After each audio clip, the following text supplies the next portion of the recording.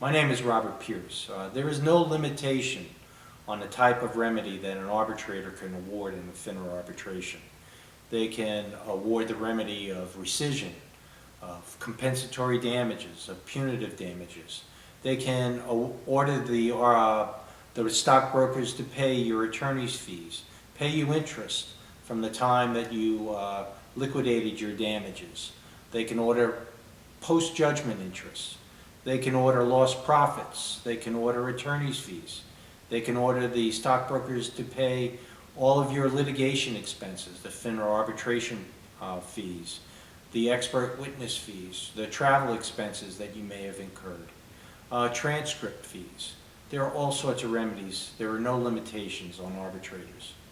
Now, the common measurement of compensatory damages is known as the net out-of-pocket losses measure of damages.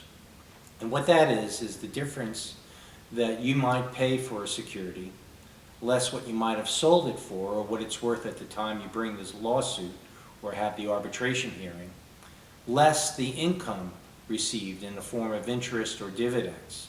That is the general measure of damages.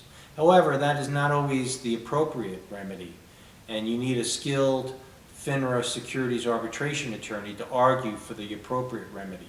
You want to be made whole for the wrong committed, and sometimes the wrong committed warrants the award of the investment capital loss without regard to any dividends or interest. Sometimes that's called the benefit of bargain measure of damages. When a broker misrepresents a particular investment as producing a particular return, giving you back all your investment capital plus, say, 6%. An arbitrator could order that indeed you are entitled to all your money back plus that fixed interest or dividend that was promised to you. We see this measurement of damages being awarded most often in the Puerto Rico cases that we are handling. There is the well-managed account measure or the market-adjusted measure of damages. And what that is if your stockbroker had managed your account appropriately, had managed it the way you told him you wanted him to manage it, consistent with your investment objectives, your risk tolerance, your financial condition, what would that account have produced, measured against what it actually produced? Most often we use an index like the S&P 500 or the Barclays Capital, a fixed income index. Or a mutual fund like a Vanguard Total Bond Fund or Vanguard Total Stock Index. How would that portfolio have performed had it been invested in those indexes, that hypothetical portfolio, against how it actually performed is the market-adjusted measure of damages. There are other measures of damages generally awarded.